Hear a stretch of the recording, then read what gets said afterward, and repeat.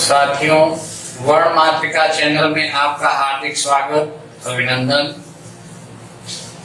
आपके समक्ष एक नया वीडियो शब्द रूप से संबंधित ही आया है।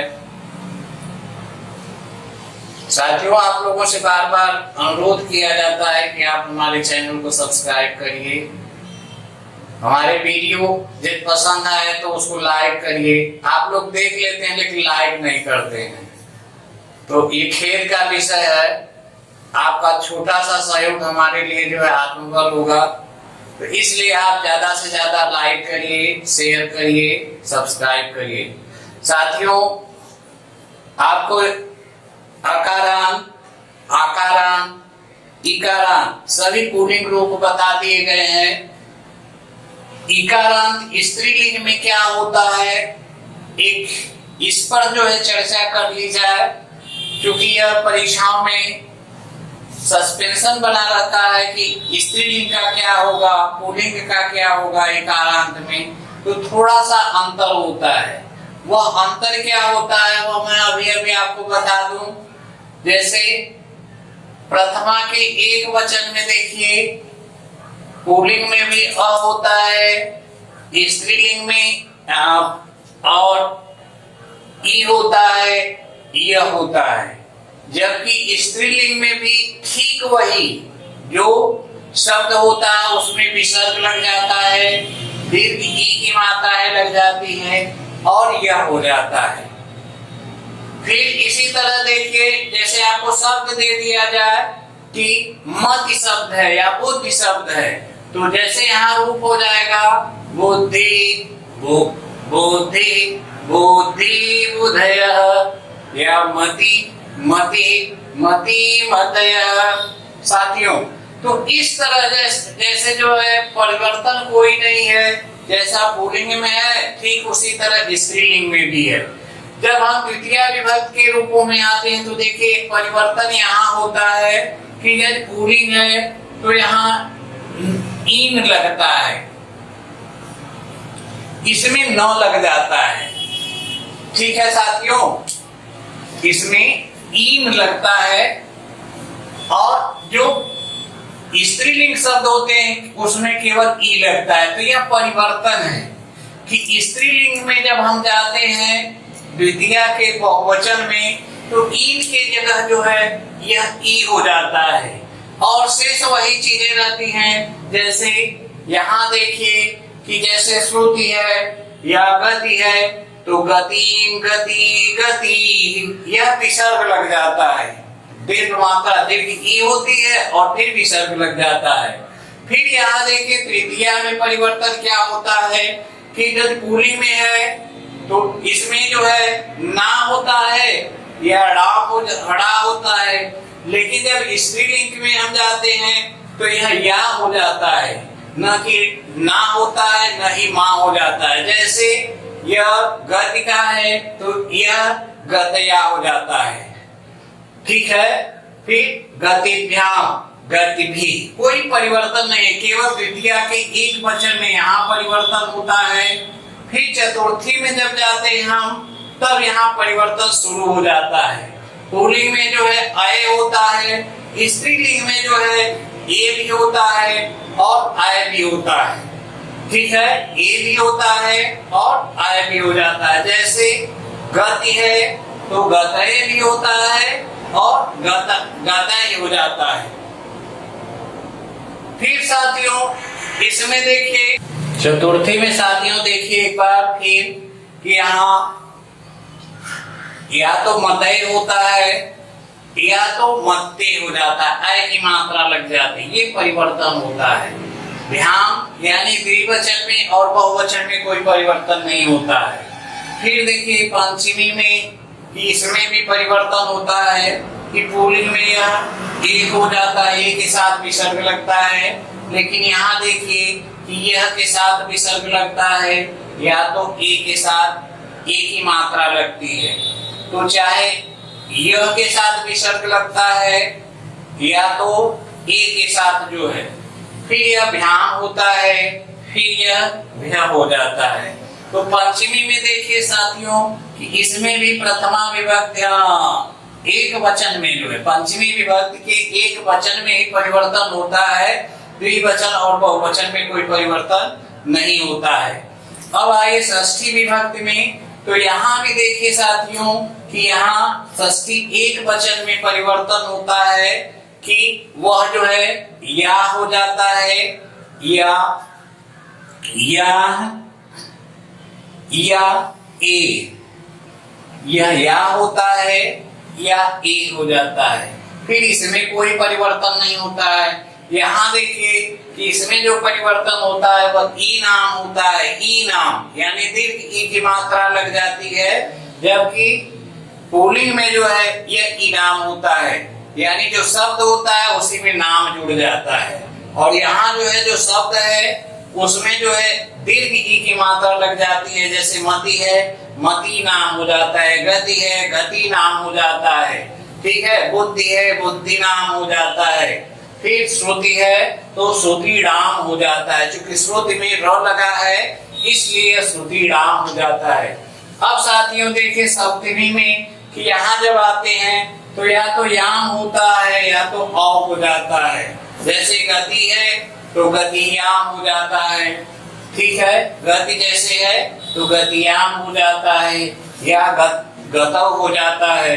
इसी तरह यहाँ देखिए कोई परिवर्तन नहीं है, यहाँ कोई परिवर्तन नहीं है। तो साथियों एक तरह से देखा जाए तो प्राय जो परिवर्तन होते हैं वह प्रथमा एक वचन के में ही परिवर्तन होते हैं, बहुवचन में केवल जो है द्वितीय बहुवचन में ई हो जाता है, फिर यहाँ जो है ई नाम हो जाता है और कोई परिवर्तन नहीं होता है। अब साथियों जो स्त्रीलिंग के शब्द हैं जैसे गति है मति है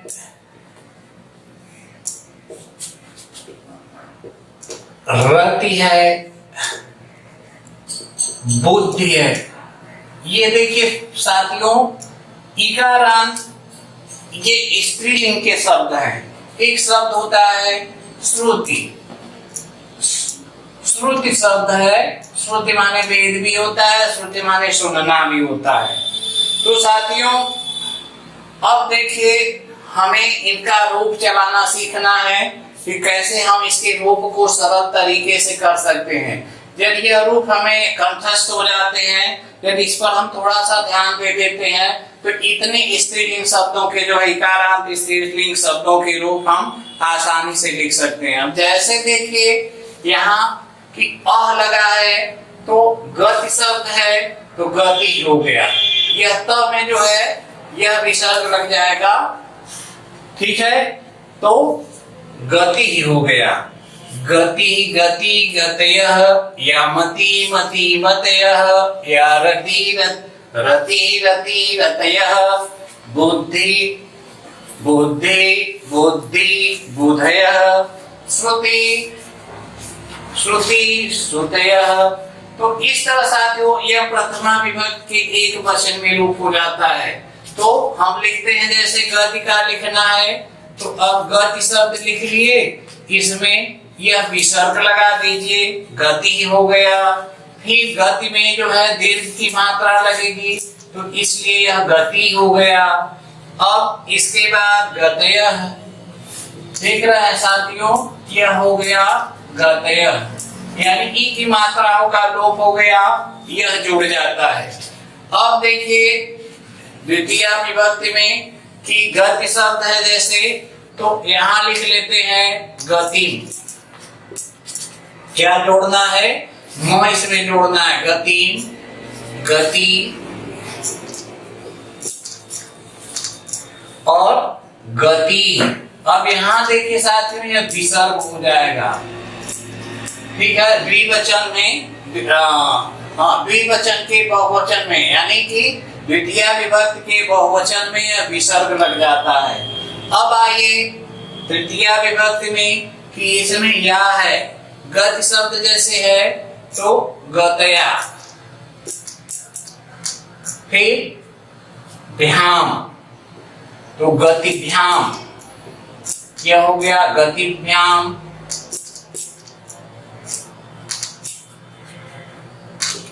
गति भी, यह पुल्लिंग स्त्रीलिंग में समान होता है, केवल यह ना के जगह जो है या हो जाता है, गतिया हो गया। अब इसमें देखिए कि गते हुआ,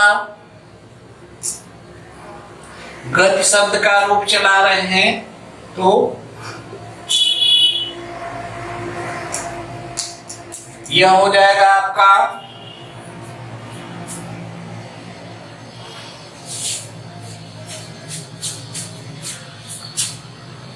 गते या गते,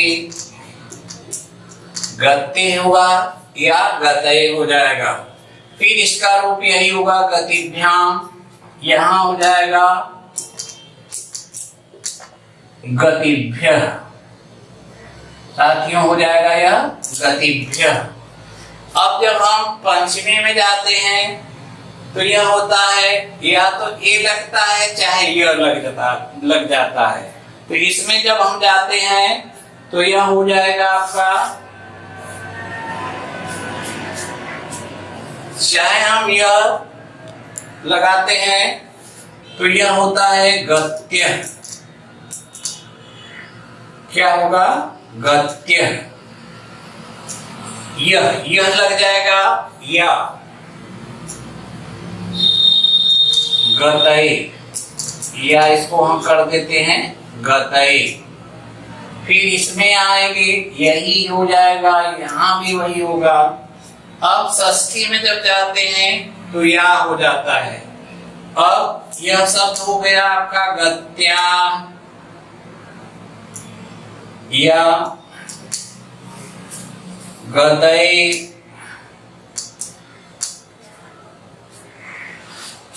यहां हो गया आपका गतयो,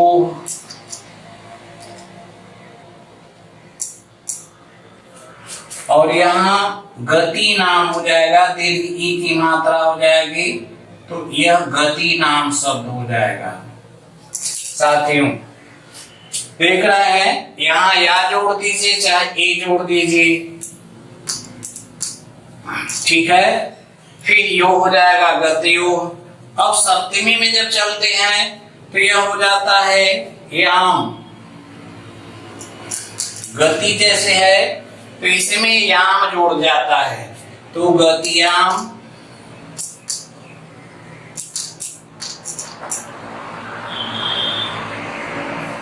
या गत्यो, औ की मात्रा लग जाती, गत्यो। साथियों देख रहे हैं ना कि या तो गतियाम हो जाएगा या तो गत्यो हो जाएगा। इसके बाद यहां गत्याम हो जाएगा, गत्याम या गत्यो। फिर गतयो,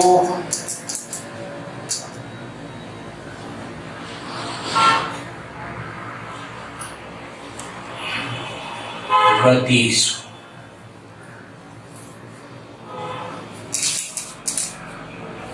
साथियों इस तरह देखिए, सप्तमी का हो गया कि गत्याम लिख लीजिए चाहे गत्यो कर दीजिए, गतयो गतिषु।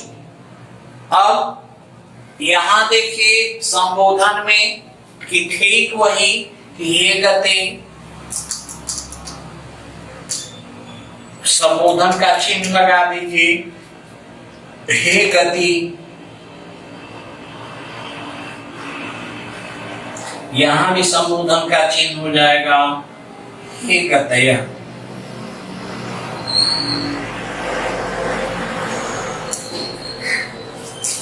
ये संबोधन का चिन्ह। इस तरह जो है इकारांत का रूप जो है गति शब्द का आपको दिखाया गया।